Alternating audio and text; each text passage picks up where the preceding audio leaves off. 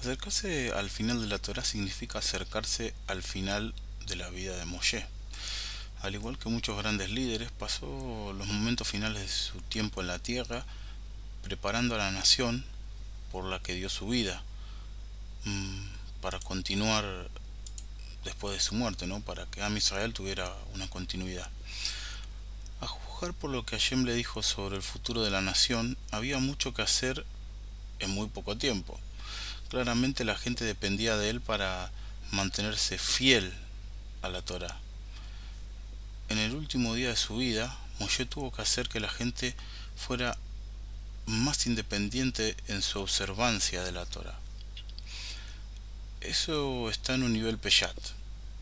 En el nivel Sod, cuando Hashem preparó a Moshe para lo que sucedería después de su muerte, fue durante mucho tiempo en el futuro, como lo reveló el Arizal en el Yarag y el Gulim, en el capítulo 20.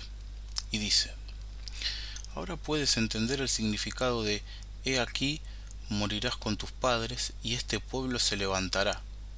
Esto es una referencia a Devarim, capítulo 31, versículo 16, que se considera uno de los versos que no tiene una explicación definitiva. Sin embargo, se puede explicar con las palabras levantarás, refiriéndose a lo que viene antes y después de ellos, y ambas explicaciones son verdaderas. En el futuro, el mismo Moshe se reencarnará y regresará en la generación final, como dice: morirás con tus padres y te levantarás. En la generación final, el Dor Hamidbar, es decir, la generación del desierto, también reencarnará con el Erev Rab, es decir, esta multitud mixta, esta multitud mezclada. Y esto es lo que también dice el pasuk, el versículo: este pueblo se levantará.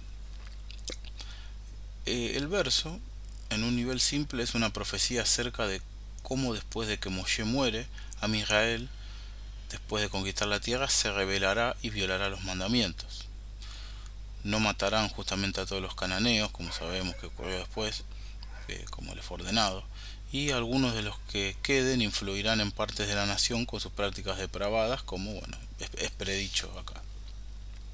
El problema, como lo discute el Talmud, es que la palabra hebrea para resucitará es singular, o levantará es singular. Lo que no deja claro es que si se refiere a Moshe o a Israel, dado que Moshe estará muerto en ese momento. La interpretación más obvia de la palabra es que se refiere a la nación, una palabra que es singular porque se refiere a una sola unidad de personas. La cábala es más profunda. Hay una razón por que la palabra se levantará puede referirse tanto a Moshe como a la nación. Y no se trata solo de lo que sucederá justo después de que Moshe muera, sino al final de los días, quizás miles de años en el futuro. En ese momento, tanto como la generación del desierto, junto con los seres Rab, reencarnarán. Esto resulta en una implicación importante. Aunque no escuchamos nada sobre el Rab, más allá del cierre de la Torá, el término se ha utilizado durante milenios para referirse a los Yehudim que han sido destructivos para con Am Israel. Es posible que no desciendan físicamente del grupo original, pero ciertamente han representado el papel y se han ganado el título. En el fin de los días, aunque podrían ser aún más, como reveló el Arizal, el Rab original está destinado a reencarnarse al final de la historia y a retomar su papel junto con Moshe y la generación de Yehudim que lideró en el desierto durante 40 años.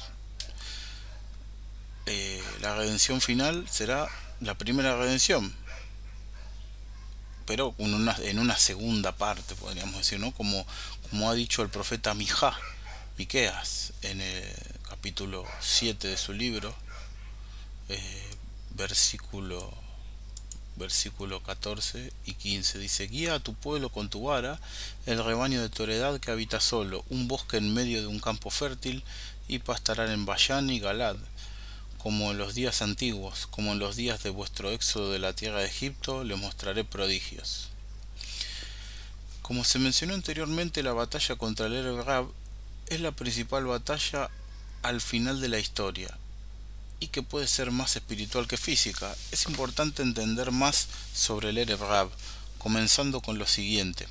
Y esto lo dice el Gaón de Vilna en el Sifra de Senyuta, donde dice que no estaban cara a cara. Dice, combina las 974 generaciones junto con el Erev Rav. Él dice allí que las 974 generaciones son el Erev Rav.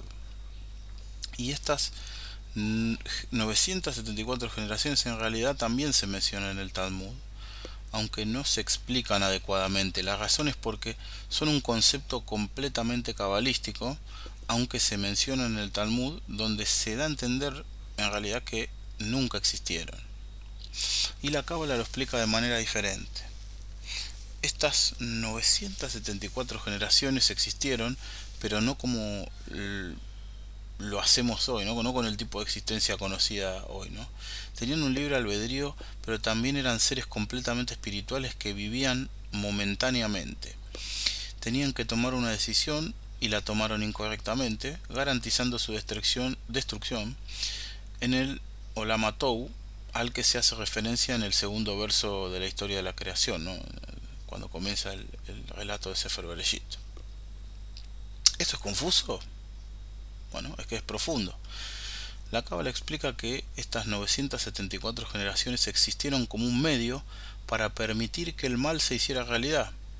Fueron un paso intermedio en el camino hacia la creación de un mundo que pudiera sustentar un ser de libre albedrío que pudiera ganarse su parte en el Olam Habá, en el mundo venidero, tomando decisiones morales.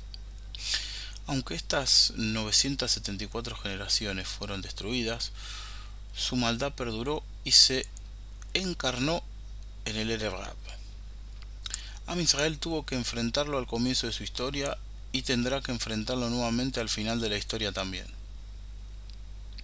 Sus raíces espirituales son relevantes entre sí porque el Erev Rav también es el Sod, es el secreto de Da'at. Asimismo, la gematría de Erev Rav es la gematría de Da'at, como dice el Ari en Shara Pesukim. En la Sefirá de Da'at, los Erev Rav también están arraigados espiritualmente, lo que también les otorga un elemento muy sagrado. En consecuencia, el Erev Rav debe continuar su proceso de birur, es decir, de clarificación, de separación del bien del mal. Toda la separación del mal de las 974 generaciones y el mal del Erev Rav ocurre continuamente. La vida tiene que ver con las elecciones que hacemos y la dirección espiritual en la que nos envían. La Shigajá Pratit, es decir, la guianza o providencia divina, crea las oportunidades que actúan como bifurcaciones en nuestros caminos morales, obligándonos a decidir qué camino deseamos tomar. Para algunos resulta en Teshuvá y cercanía a Hashem, para otros todo lo contrario. Todos estos, según el Sefer HaKlalim, todos estos, hablando de los Erev Rav, serán destruidos y erradicados. Los que eligen correctamente representan el buen aspecto de las 974 generaciones y sufrirán rectificaciones en el futuro. Lo bueno en ellos es la esencia principal de las 974 generaciones y sus raíces están en el Olam Anekudot, es decir, lo que conocemos como el mundo de los puntos, es decir, cuando las sefirot anteriores a la creación eran prácticamente muy pequeñas. Esta era la etapa de la creación que condujo a la ruptura de las vasijas, a lo que conocemos como la Shevirat HaKelim. Ellos mismos están siendo separados constantemente, ya sea a través de la Torá, el cumplimiento de las mitzvot, o tziruf o belibum, refinamiento y blanqueamiento. De esta manera, las 974 generaciones también se pueden rectificar en el futuro. Aquellos que eligieron el camino espiritual equivocado, en realidad fueron separados por Hashem, rechazados y nunca más serán vistos. Sin embargo, hasta este momento, como ha señalado el Gaón de Vilna, causarán estragos en Am Israel, sembrando semillas de descontento y uniendo a Ismael y Edom contra el pueblo Yehudí, la reencarnación de Dora Midbar. Mashiach también regresará y esta vez completará el papel que comenzó. Él conducirá a Israel a la victoria sobre todos sus enemigos, incluido el Erev Rav. El mal de las 974 generaciones no existirá más. Sea la voluntad de Hashem, tengamos el mérito de ver la redención final, primera Beyamenu, Ken Yehi Ratzon, amén, Be amén.